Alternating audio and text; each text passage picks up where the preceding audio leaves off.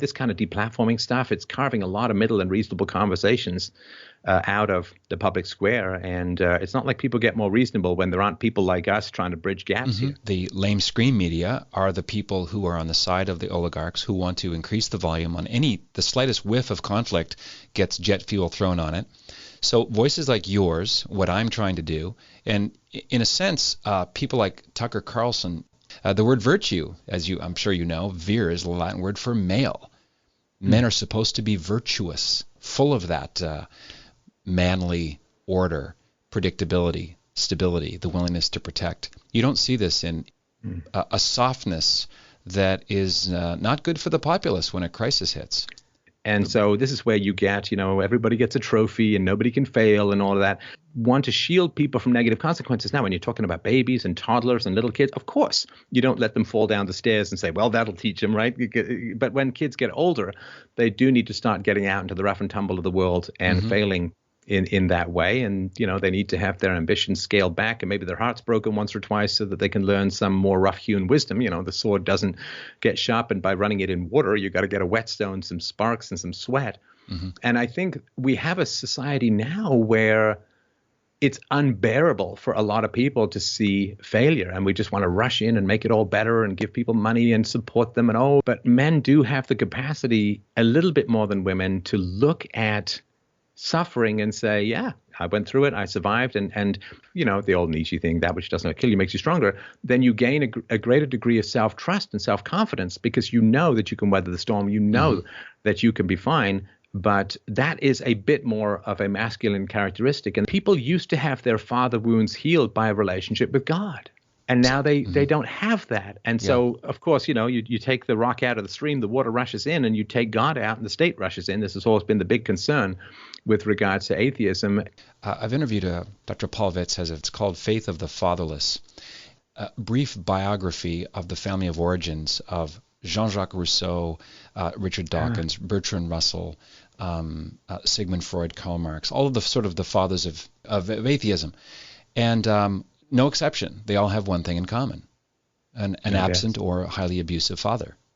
So there's something there. I think that's true for feminism as well. Sure, absolutely. Fathers endow masculinity. Women, no matter how great they are, and there are many great women out there, especially single moms, who are my personal heroes, but they can't impart masculinity. Well, and feminists acknowledge this when they say, well, gosh, a woman can't dream of being a scientist unless she sees a lot of female scientists ahead of her. And it's like, but somehow boys can turn into men being surrounded by women. No, I think that masculine and feminine is really important. And one of the things that has occurred, of course, is this, kind of Star Trek unisex thing that has been going on where they try to turn women into men and try and turn men into women. And that is, again, one of these lower birth rates, kind of depopulation-y kind of things, because whether we like it or not, we have a lot of history growing up as a species and interacting with each other. And women are the way they are because that's what men have chosen over time. And men are the way that men are because that's what women have chosen over time. We're kind of shadows cast by each other's biological and evolutionary choices over a long period of time. And if we just kind of deny that and say, okay, well, we can just completely invert these things, we're really going against our entire growing up as a species. And I think what happens is that the women get dissatisfied and the men just don't find themselves particularly attracted. And then they take refuge in, pornography, video games, the usual 1-2 punch that takes out modern masculinity.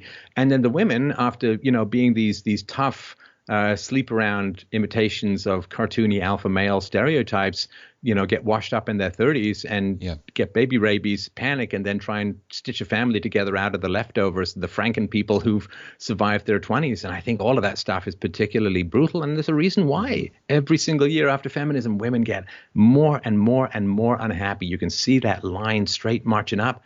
But this is our peculiar constitution as a species, Patrick, that if we believe something is right, we will run it off a cliff. We will follow it off a cliff. We're Pied Piper. And if you get people to think, oh, well, that feminism is right and the patriarchy is real and men hate women and women got to be like men and so on, people almost never, even if they're at the cliff edge, they will never, ever.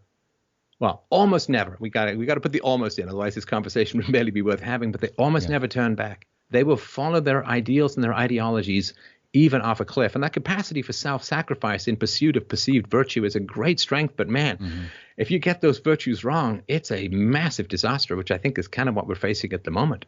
Yeah, if your settings are off just by a little bit, you're not going to end up landing where you want to. Yeah, this erasure of history is a standard Marxist trope, and it's a way of demoralizing people so that they feel that there's nothing to defend. Right. That there's no virtues, and America, I mean, of course, it has its flaws. I mean, as does the West as a whole, but compared to the rest of the world, it's a absolutely gorgeous, philosophically birthed, Christian ethics birthed place where vast swaths of the world found solace from largely dictatorial systems. People fled to America because it was that shining city on the hill. A lot of the guests, the somewhat traditionally masculine life skills that a lot of people have lost. It just takes one or two generations for a lot of those lessons to have to be relearned the hard way, I guess, just like communism.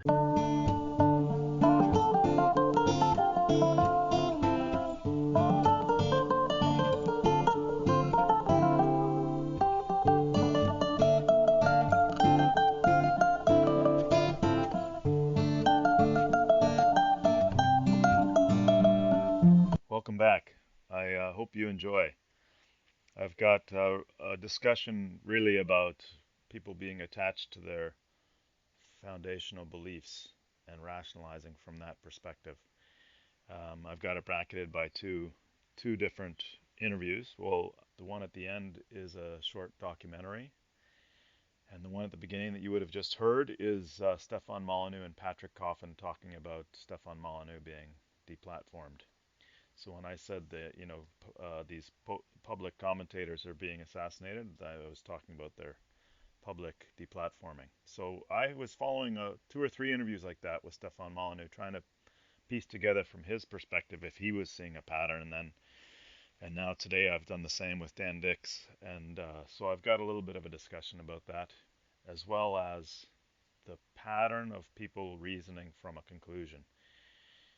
And so just for the most part, that's the danger we're into. When I don't blame people at all when they say, you see conspiracy everywhere. Not everybody's a bad person, and I think that's 100% true. I don't think I've probably ever once in my entire lifetime run into somebody that knows the agenda that they're an agent of, like quote unquote in on it. I may not never have run into anyone like that. What it is that these planted seeds of bad ideas that people want to believe, and then they latch onto them like that's their firm ground. That's what they're standing on. So it's very, very difficult. You get anywhere near these fundamental principles, it's very, very difficult to have a truth-seeking discussion. And so that's really what anti-logos is. When you bump into somebody who's not willing to pursue truth through reason, through collaborative reason, and will just dig into their fundamental belief systems. And it's really, really. I've watched Michael Jones recently trying. He'll have an interview with anyone, no matter how much they disagree with them, and attempt to pursue logos with them. And then I saw this back and forth with Stefan Molyneux. In both cases, these were young Jewish guys, and I don't think they're bad guys. Extremely switched on, extremely articulate guys who just are dug in on some of their fundamental premises that they've had taught and repeated to them throughout their existence. So you can see them just blind spots. We all have them. We all have them. They're just these huge blind spots. And so when you get anywhere near that, the discussion doesn't go anywhere. It's just like you're spinning your wheels. Anyway, enjoy the conversation here. I guess the last point is there's I feel like the topic shifted there momentarily to race. I now see it more clearly, the game that's being played, and these immutable characteristics. Anything that's immutable, that is superficial as the color of your skin. They're just they're using these as empty categories that they can just plug anything that they want into. If you start to identify with one of these categories, it's not real. It's not a real category. There's no leader. There's no community around it. If you start to identify, you lose because the people that define those categories have just like completely labeled them with derogatory terms. So if you identify yourself, say, as a white man in America, which is a completely meaningless, empty category, well, that's easy to be then associated with being the oppressor, being racist, being nationalist, whatever, what have you. And the same thing with people of color. If they associate themselves with just an empty category, I mean, there's absolutely nothing in common between American with color in Michigan versus Los Angeles versus New York. There's absolutely, you can't say anything in common other than the most superficial characteristics. And I don't think generally those people are having the problem. Neither case. It's just the war of ideas happening in the media. I like Michael Jones' perspective that if you want to get ethnic about it, your smallest community group is the language you speak and the religion you practice. That's your home base. So if you're a Portuguese Canadian Catholic, you know exactly what your community is. And no one's going to go after those communities because they're real. So if you try and slander a community that's real, you'll just get destroyed because that's just gonna embolden them. So the only categories that can slander are the empty ones that are completely meaningless. Anyhow, I just thought it was important to kind of define those terms because they're getting thrown around and you can see how they're just getting unbelievably abused, and it's easy trap to fall into for people that aren't paying attention. For example, doing a little bit of homework on Dan Dix and some of this other fallout, I stumbled on this story happening. Indiana, for some crazy reason, Indiana is a battleground for the spiritual war. So people that are waking up, I think, in terms of the Christians there, the Catholics, Notre Dame is there. They're onto it. They're clued into what the spiritual battle is all about. Anyhow, same thing happened in St. Louis. They were switched on to what was happening and that they were coming for the statues. And so a group of Catholics, St. Louis is a French king, but he's also a Catholic saint. So there's a whole sort of, I guess you'd call it human shields. There's a group of Catholics that go out in public and pray rosaries to prevent violence. And so there was a whole group of Catholics that went and were around the clock praying around the statue of St. Louis, knowing that the Black Lives Matter were going to get sent in there. And so, because that's a real category, Catholics in St. Louis, you try and there was one incident that one of the proxy warriors tried to beat up one of the old men saying his rosary. It looks absolutely preposterous. So once you kind of ground it against a real community, then the whole thing gets completely diffused. And I think that's what's happened. So then Indiana, there was a priest, Father Rothrock, who said a sermon. I think it was Independence Day. I'm not exactly positive of that. Speaking out against the agenda that the Black Lives Matter people are proxy warriors for, and then published his sermon in the local church bulletin, and there was a whole skirmish around that. Anyway, Glenn Beck, who I talk about in the recording here. So I followed that story, and eventually, so he had a blast called "Calling All Catholics." He took a stand. He took a really, really impressive stand, because the issue in this case was not about race. When you call all Catholics, you're obviously calling all races. It has nothing to do with race. And so I thought, I'll do my part. It's a little, as a keyboard warrior here, share this 7-minute clip from Glenn Beck calling all Catholics and go into my high school alumni Facebook group. And it's been removed 24 hours later. So, that community, either they don't want anything that could, they don't want to look into it. I mean, that's anti-logos. So now you've got a Catholic community that doesn't want to follow the facts.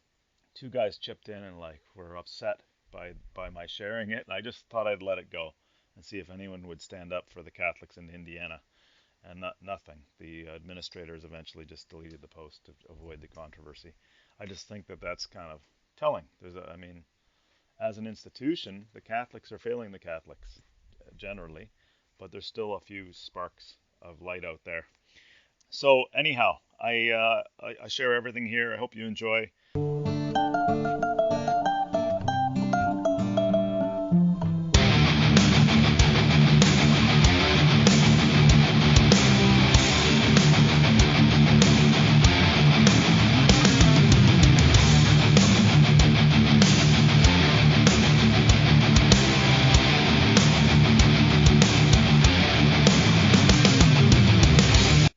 To do this tomorrow, but I just tuned in to Glenn Beck having a serious rant about Tucker Carlson. I feel like I need to share this today. There's like been an assassination of public thinkers in the last week or so. I think Tucker Carlson still has his job, but he's being physically threatened by the New York Times, or being threatened to be doxxed, which is the same as being threatened if you're perceived as a conservative commentator at the moment. I've always thought Glenn Beck was extremely watered down. I mean, he's articulate and interesting and easy to listen to. He has good guests, but I thought he's just too mainstream, too softball. I just never felt like he really took a stand on anything, but he really took a stand for Tucker, so that's great. And even Tucker, I mean, he got famous, I think, with that row years ago with Jon Stewart. He reinvented himself. I don't watch his show regularly, but when there's a good clip, it goes around, and he was a big fan of Jordan Peterson, and he really, I would say he got behind the intellectual dark web. He has Dave Rubin on his show regularly, and I think he's intellectually honest, and he's extremely ballsy. He's very brave in terms of speaking. We're following the facts, let's say, to where they lead. He definitely is one of the, I think he might be the only mainstream media personality that took an appropriate stand for WikiLeaks and Julian Assange. Through the Peterson and Rubin and the Julian Assange story, I got a whole new respect for him, and he's speaking out. He's speaking out now against the craziness, against the chaos. So I would like to got some positivity again.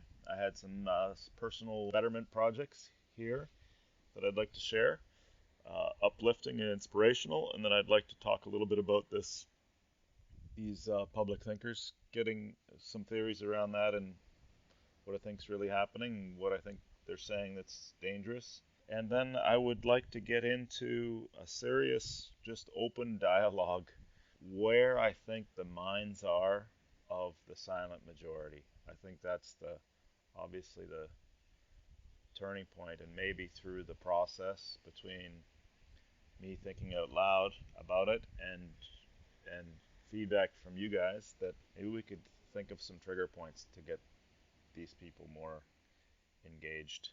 It was a great quote. It was a really great quote that went around yesterday. Corbett Report, James Corbett, and he said it was a quote from an intellectual in China, and they said that it's impossible to wake somebody who's pretending to be sleeping. And that's, I think, what's happening. That's what I think's happening. I mean, the silent majority, if you're over 45 at this point, you've had like 20 red pills shoved in your face in your adult lifetime. You're desperately trying not to notice or pretending not to notice. And so I think it'd be interesting to try and get our heads into their head spaces. Anyway, let's start with the positivity, and then I'll go through the list. Press for Truth. Press for Truth. Canadian guy. He also had his channel removed. So we'll go through that list and do a little bit of analysis of what we think could be happening there. The Betterment Project, I guess the number one was Larkin Rose's. I took his online seminar with. I don't know if it's his wife or his girlfriend. They're fantastic. They're both fantastic seminar leaders, and they probably had participants in real life. I don't know. I'm guessing 20 or 30 participants in person, and then they recorded it as a webinar as well. They took in kind of unsuspecting guests at the end as a demonstration, and basically what the seminar was how to talk to brainwashed people. So this is the theme of today: how to talk to brainwashed people. And so I'd like to share a little bit of some of that coaching, in the sense that, not that you can get into the techniques exactly, but I thought he had a couple of pearls of wisdom that can be very, very helpful for talking to the silent majority. And that is that, for the most part, unless you're talking about a sociopath or a psychopath, for the most part, these are good people. These are good-hearted, good human beings with the right values, same values, right? The same values as you or I. It's just that they're just completely shrouded. They're completely shrouded in these programming, in these programs they've downloaded and taken on board. And the trick is to identify and relate to that part of them that is the good human, and be able to get through and make sure they know that that's who you're talking to, and that it's not a boxing ring. Because as soon as it gets into argumentative, tit for tat, everybody's going to retreat into their corners and come out swinging, and you get nowhere. You may even harden their belief in some of their programs. I thought it was really, really fantastic. I will post the link. It was extremely affordable as well. I think 7.5 hours for $75. And I'm still not through. I finished the course, but I'm not all the way through the extra materials. There were some extra simulations today that I haven't gone through yet. But it sets the tone. It sets the tone for talking to your neighbors and talking to your friends, the people that have got these trigger words, conspiracy or fake news or fake facts or whatever the whatever the trigger words they're carrying around to keep themselves pretending to sleep, basically. So that was very powerful, and of course, channeling energy into betterment is like the absolute best way to channel your energy, because there's waves and waves and waves of depressing news, and then when you feel like you start to understand things, it's like, oh my God, it's even more dark, because you're seeing the cross and you're seeing the hill, and you're like, oh my God, how how are we going to pull ourselves out of this? But I will say that E. Michael Jones frequently makes the point, and even if you just think in your own life, that the light can go on in a second. It takes nothing for the light to go on and to see through the curtain, basically. That's the hopeful part. It's just a matter of keeping on. The other one was a really great clip, a Larkin Rose one, that was talking about how do you know what you know? And I guess that's another way of cracking into the brainwashing. This is really the theme of today, that I want to talk about what we don't notice. I mean, I must have been doing it all my life as well. You don't notice that you take on these premises, these axioms. Peterson used to say that if you bump someone in their axiom, they get really annoyed. You take on these axioms, these fundamental life principles or foundational beliefs, and you carry them around for so long, and a lot of the people repeat them and feed them back to you. So you take them on as true over time.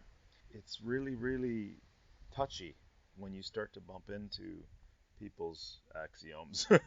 And so in this talk, how do you know what you know? Larkin Rose made some really great points. One is I guess it's sort of obvious, but I've never seen it so obvious as this current craziness of the pandemonium. The one is that, something that's emotionally charged, this goes for like office gossip as well, or slander, like the scary lie or the emotionally charged lie makes its way around halfway around the world before like the boring truth sits down to breakfast. Like it's like unbelievable that the facts are constantly getting corrected, but the correction is so dull. Nobody's talking about that. They're just talking about the latest, most sensational piece of the story. And so what you get is this collective view of things cobbled together with everyone carrying around their scariest piece of the story. And it becomes like this mania, this crazy mania. And then they get attached. They seem to get really, really attached to these scary beliefs. I guess for a few reasons. One, they look completely foolish if they knew how fooled they are. But the other one, it starts to become sort of a part of them. It's part of their identity. They're imagining themselves in this Contagion movie where they're the hero and they're doing everything they're told and they're saving their friends and neighbors by telling them all these cautions. And I think those two pieces of the puzzle just make it stick.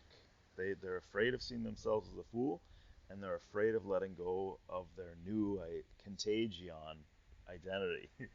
And so I think in this really strange way, I mean, I know there's been thinkers and speakers and writers that have predicted this years ago that that an outbreak kind of story could play perfectly into the blind spots of most people. That's what it seems like. Everyone, like the technical people, there's like the headline news type people, there's like the germaphobe type people, there's like the bubble wrap parents type people, there's like the Karens, like everyone's got their blind spot, and there's something in this story for everybody. And eventually you cobble the whole thing together, and it just looks like, well, how could 98% of the people be so wrong? That's how that's what, and then you've just got the constant resonance of like a hypnotism on the TV, and that's it. There you go. Try and reverse that. I mean, it really takes some techniques, and that's why I'm really really glad I took this seminar with Larkin Rose and his partner. And I haven't tried it out yet, but I'm optimistic. I'm optimistic. But it's essentially planting the seeds of doubt. This okay. Here's a really great analogy from the course. You're you're a doctor, okay? A kid comes in with a broken leg skateboarding. You you don't actually mend the leg. You just set it. You just set it and let nature take its course. So the idea is to just plant a couple of doubts.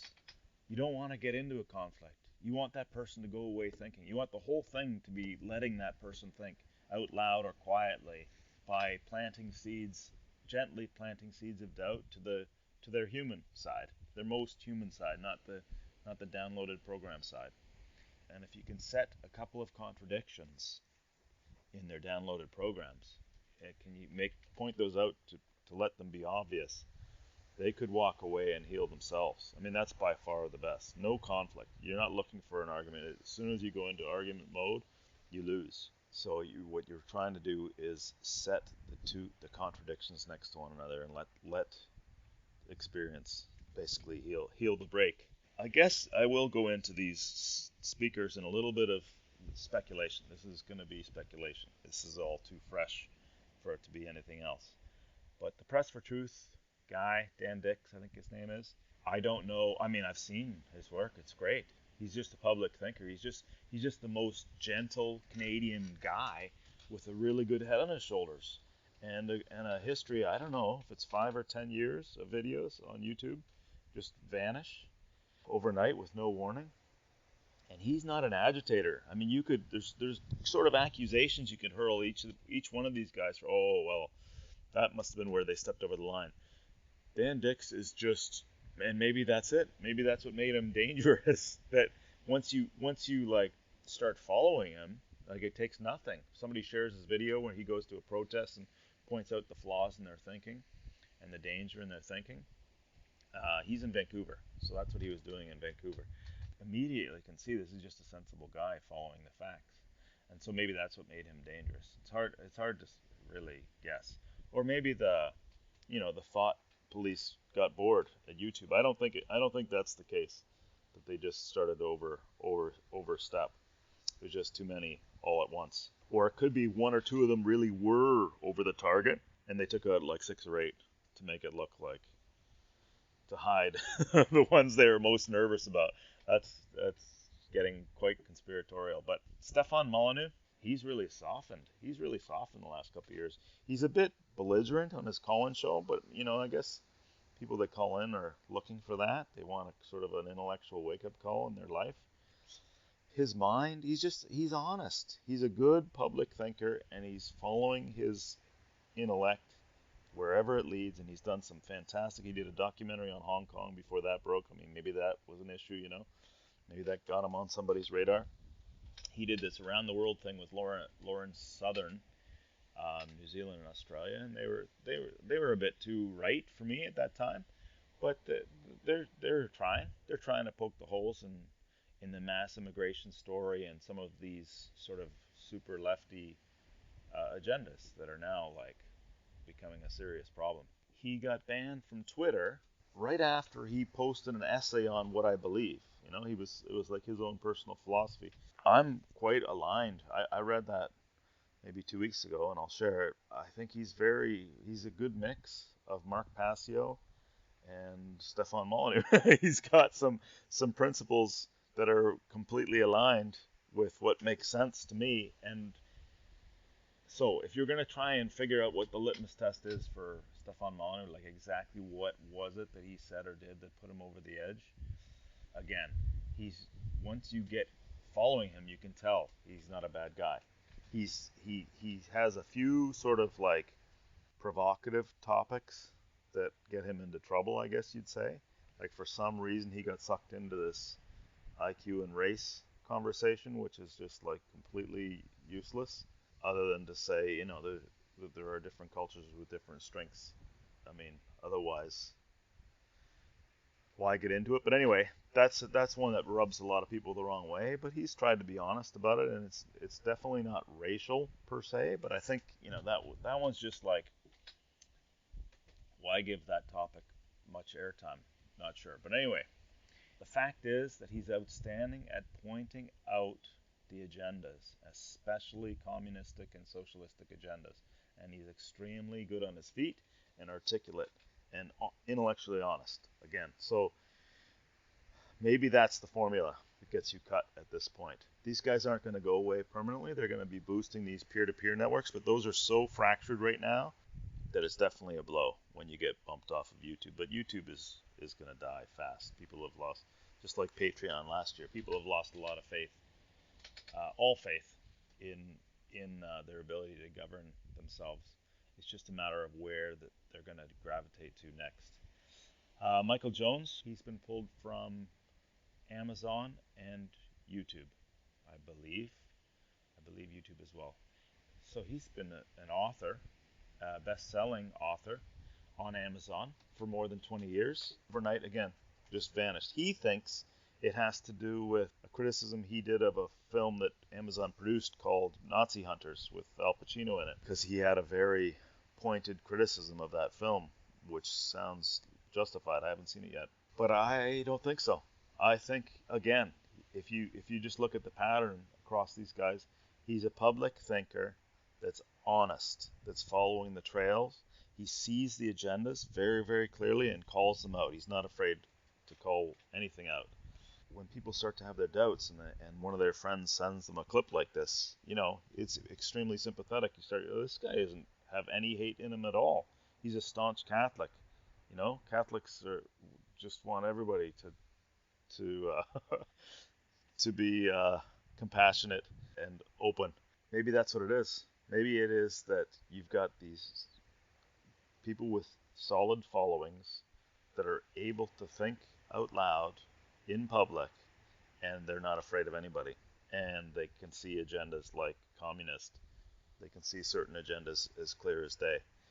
He gets, I maybe I should have done trigger warnings in my past episode. Some of the language he uses, people might find off-putting, but you have to kind of follow how he's gotten into some of these.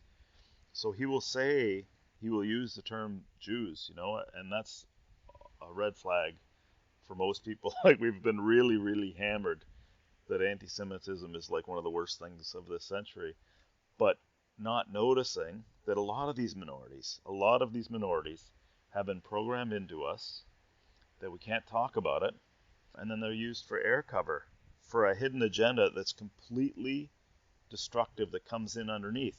So yes, there's nothing wrong, with your brother or your friend or your friend's son or your nephew that has pursued a homosexual lifestyle. Those people, you have to have compassion for anybody that is a minority like that pursuing an alternative lifestyle. But what he's railing against is that you're using these fragile people or these fragile categories as air cover to bring in an unbelievably destructive political agenda underneath. Same thing with the Jewish people.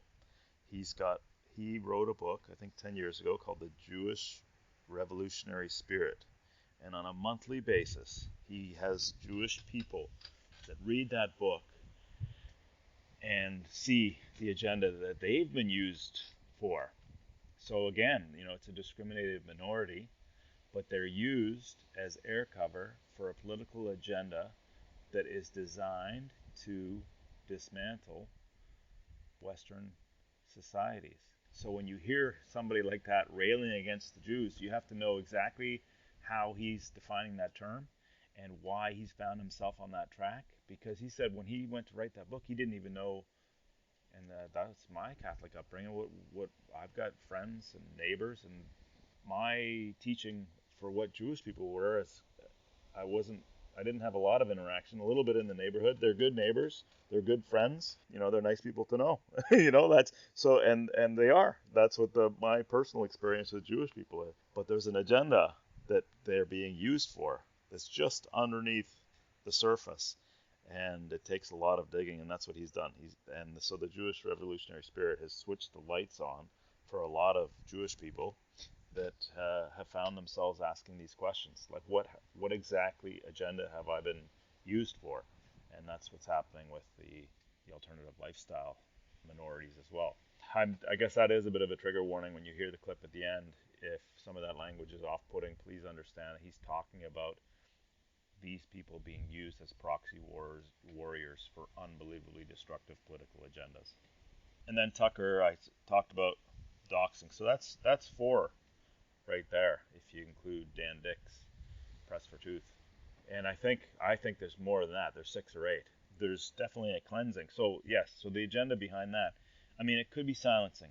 Okay, it could be like, but it's definitely like, okay, let's go back to Alex Jones, for example. For me, he's an obvious shill. I guess he wasn't obvious right away. He's again an articulate, intelligent guy, but there's nothing honest to me about his agenda. He has great guests, and they cover some great material. But to me, he's been designed to discredit the whole space. And so when he was quote unquote barred from all the media platforms, he just never went away. And I always wondered, like, what's that about? If he's essentially an insider.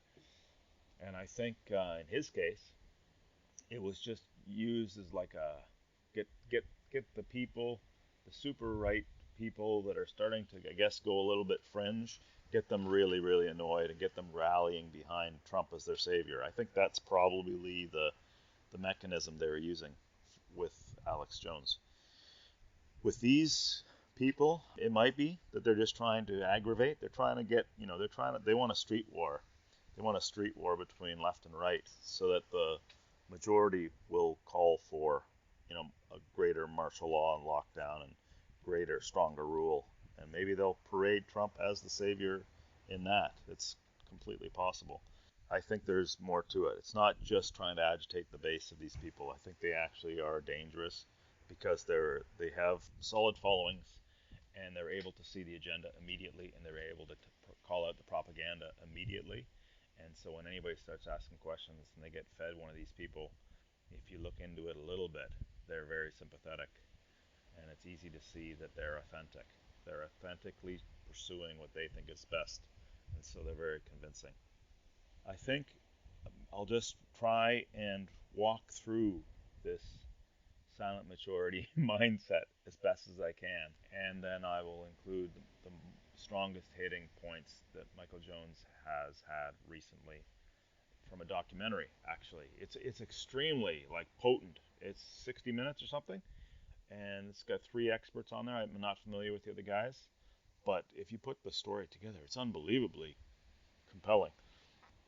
But so I think it might be useful, given this brainwashing talk, and given this problem that it's the silent majority that is really the opportunity and the problem all at once, all wrapped into one.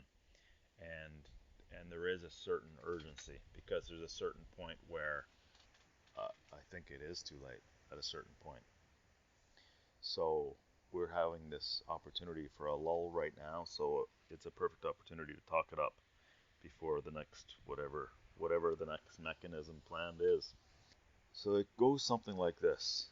These people that are fake sleeping. And I think, I mean, when you are able to get your head, this is what was happening to me today a little bit. When you're able to get your head into the space of the amount of like diabolical planning that it takes to dismantle what's best of our human natures by these little programs, and then you see young men 30 years old with like who want to be successful, and they can't, put an ounce of energy into learning skills and apprenticing, and the level of engineering programming that it's must have taken, and advanced planning, it's impossible. It's boggling. So I think it's not quite like that. It's not quite like the smoky room and the there is a power base at the top, but I don't think it's all advanced engineered. It's more like you get these mindsets out there, and then you have these useful idiots that get an agenda that the power base likes, and then all they have to do is get behind that. So I don't think the actual like guys behind the curtain, the wizards behind the curtain with the smoky room, I don't think they actually hatch a lot of this. A lot of this comes out of disgruntled revolutionaries, if you want to call them that, people that are working against society. They've got certain things going on wrong in their life, and they get a destructive bent, and they get the wrong incentives, and they come up with these ideas, and then when the powers that be catch them, they just get behind them and promote them. And I think it's more like that. And so then you get this like mosaic of these agendas. It's like I can't imagine the darkest, most intelligent mind coming up with this. It must have just cobbled itself together by allowing these agendas to fester and thrive through downloading the programs and then promoting them in the media space. But it's something like this. There's a whole history around. Okay, I don't think I can go through all of the agendas, but somehow you've destroyed people's relationship with the higher power. Somehow you've gotten people isolated into communities they don't feel attached to. They don't know their neighbors. They they get attached to these technologies, and they go to other cities for other jobs. So they're really superficial connection to their communities. So then you've got them sort of, as media communities, and that's so much more controllable, and you can slice them into segments and manage their perceptions from there. At some level, I think it's something like they get burnt out, or they've been fooled so many times, or they've tried to get to the bottom of some issues and they just never could reach the bottom of it. I mean, that's probably what happens first.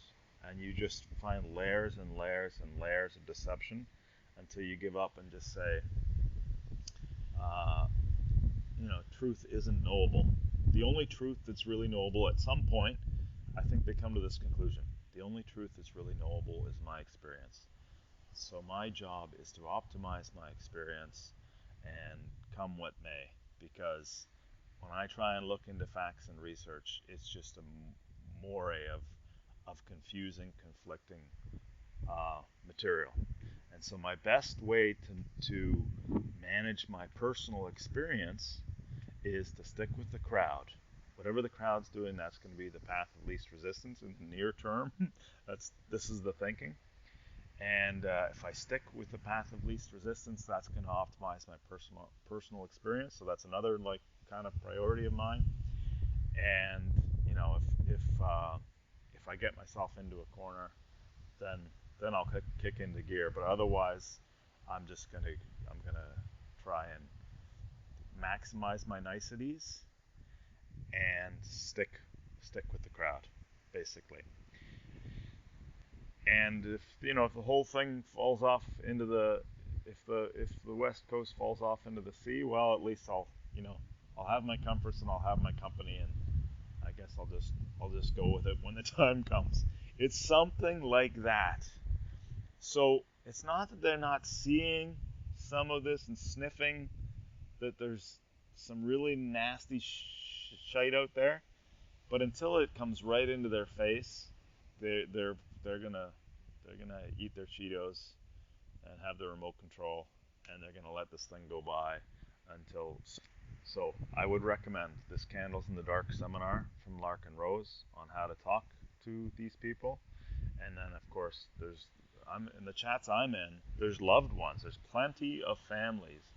I don't know in terms of fathers and sons. My kids are young, and fathers and daughters. So it's not like there's going to be a big wedge between us in terms of the issues. Sure, people are having issues with their teens and with their adult kids as well. They're trying to talk through some of this. I'm saying that the loved ones, the people that know these people, it's a responsibility for us to try and crack that nut and get them active before it's too late. And I am open for suggestions of secret formulas. I guess I got some really good ones from Larkin. It's do or die. I mean, I really think it's like 5 weeks, maybe if that. And the news is just so crazy. Turning off the news. I mean, turning off the mainstream. That's like step number one. If you can convince people to do that. And when I say mainstream, I mean every single mainstream radio station, every single mainstream TV, like right off. And then the Netflix, I think a lot of that's programming as well. I think it probably mostly is. If you get approved to get onto Netflix and Amazon Prime, these sources, it's got to be a pull.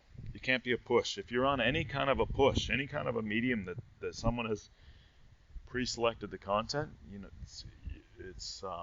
including book lists, including like primary popular bookshelves, quote unquote, all of that. You really have to find your own trail. Anyhow, so I'll leave off with this hard-hitting documentary clips from Dr. Jones. I wasn't trying to bring everybody down.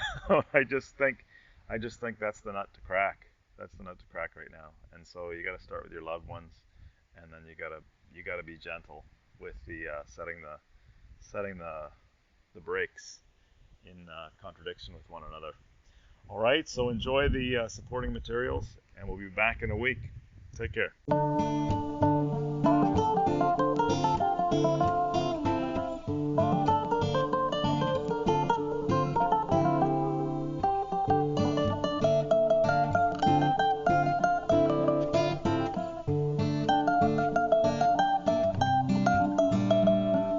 I'm Neil McDougall, and as painful as it is, Logos is definitely rising. Psychoanalysis never operated that way. There were a set of core doctrines. It was like a religion, literally like a religion, or like a sort of political view like communism or something like that, where you had to accept certain things. And if you didn't, you just weren't part of the group anymore. It's portrayed as medicine because of the influence that the people who want to promote this have over modern culture.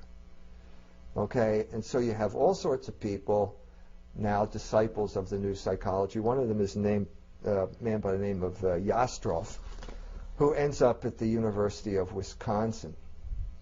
This is Heinz's description of what Jastrow was doing at the University of Wisconsin.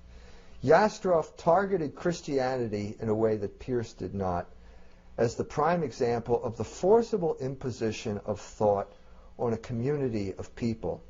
In his course at Wisconsin on the psychology of belief and in his popular writings, he spoke of, quote, the sad page of history that records the church's techniques of censorship and suppression of thought. He also used the biblical and rabbinical phraseology of the remnant of Israel when he referred to the dissident few who fight in all times and places for freedom of thought. There will always be a saving remnant, he wrote, who are willing to give up dogma. Well, wait a minute. I thought you were in medicine. I thought you were doing medicine here. Well, what you're seeing here is that deviance has been redefined. It will be redefined over the course of the century, and what used to be a sin is now a virtue. For example, homosexuality. What used to be an aberration is now normal, and what used to be normal namely, let's say, the revulsion at homosexuality, is now a thought crime under the regime of political correctness. So a student at Temple University, my alma mater, who objects to the production of Corpus Christi by the university, was dragged out and taken to the psychiatric clinic at Temple University Hospital for objecting to a blasphemous homosexual propaganda play. Well, this is the essence of political correctness, and it's the essence of what happened during the course of the 20th century. Deviance was redefined as its opposite. Deviance is binary. Deviance is prohibition. There is never going to be a world without deviance. What you have here is the Umwertung aller Werte, the transvaluation of values, where what was good is now bad, and what was good is now wicked. This happened in the realm of psychology, largely through the efforts of people like Freud. So you see this as a way of cultural subversion. Freud became the vehicle for cultural subversion and was interested in those particular terms. It was a philosophy of anti-Semitism. And in that philosophy, they really used fundamental psychoanalytic concepts. So they had the idea that anti-Semitism fundamentally comes from repressing nature. I mean, that's about as psychoanalytic as you can get. By repressing nature, you develop hatred to the Jews. And they tried to show that people, in the end, with healthy family relationships, people who looked up to their mothers and fathers, people who had a strong religious orientation, that these people tended to have negative views about Jews, and that essentially these negative views about Jews were a result of repression within the family, that they had hostility towards their parents, even though there's absolutely no evidence of this in any of the records that they had. They interpreted positive feelings for parents as sort of sublimations of hostility, because in the records, the people who had strong family relationships, had sort of strong attitudes about their in-group or their family, their nation, their race. These people tended to think, to have more negative views about Jews, because after all, Jews were an out-group. They interpreted these positive attitudes about their family as, repressions of hostility towards their parents. And conversely, when they found sort of surface feelings of anxiety about their parents, they interpreted those as signs of deep affection. And so the people that they were idealizing had sort of anxieties about whether their parents loved them. They had ambivalences about their sexual identity and so on. These were the people that the Frankfurt School were promulgating as the ideal liberal personality. The major obstacle was the family. The nuclear family, with the father in the lead role, was extremely dangerous. Frankfurt School saw it as a repressive structure. So the nuclear family, with a certain amount of restraint that's necessary for a family to function, was the place that people learned to be repressed. So it became very, very important to undermine the family. When I was a student at Johns Hopkins, I can recall in sociology and political science class, they did nothing but talk about this book published in 1950, The Authoritarian Personality. But they talked about it, they analyzed it, they criticized it, they talked about the methodologies and this and that. We actually it was a subject on my exams. But the weird thing was, they never assigned the book for us to read. When I was browsing a used bookstore, then I discovered the reason why they never assigned the book. Lo and behold, right here on the introductory page, The Authoritarian Personality, copyright 1950 by the American Jewish Committee. This is ethnic politics. This isn't science. Embarked upon the promotion of a policy that is to deconstruct, or that is to tear down the major foundations of Western society, the loyalty to the nuclear family, loyalty to religion, to God, and loyalty to country. And in pursuit of doing that, they play fast and loose with the facts. For them, it's the thought or the ideology that counts, not the empiric justification for conclusions. The Frankfurt School, at its base, developed the ideology that you had to sort of reject your family. By rejecting your family, you would be less likely to be anti-Jewish. And so, it's a remarkable thing, because they never supposed that Jewish children should reject their parents. We're going to promulgate Judaism to the next generation, you have to have children who identify with their parents. But in the authoritarian personality, identifying with your parents, who were Christian especially, was the epitome of pathology. This had to be eradicated. Suddenly there were thousands, tens of thousands of new professors, and they all held this ideology, which was an ideology that was based on advancing their own interests. The whole point of these books was pretty much the same as the authoritarian personality. The idea is that majorities must tolerate minorities. They should not be concerned about their own eclipse. Place Boasian ideology and the Frankfurt School come together is in their agreement that majorities can have no rights. This arises from the notion that there are no true majorities. So, for example, while Jews may form a cohesive, solid, and long-lasting minority group, the ideas of cultural relativism and of the Frankfurt School act to disintegrate majorities at every institutional level. So, for example, in law schools, there are interest groups and student organizations for every imaginable ethnicity, except for the majority. Majority students simply don't exist. Now, a white man can be gay, he can be a transsexual, and then he becomes a minority. He has a higher quality as a result of being made into a minority. A white woman can become a feminist, and so she can be a member of a minority. So piece by piece, the majority is simply dismantled. This is the basis of the idea that majorities cannot exist. If a majority exists in the thinking of the Frankfurt School and in the thinking of the Boasians, it is simply not dismantled yet. And yet minority groups, by definition, are supposed to be immune from this, although in practice, only one minority is immune from this process of disintegration. Again, I make the point at one point, that this is never thought about as an ideology, say in Israel, where you have a very clear ideology. This is a Jewish state. It's going to remain a Jewish state.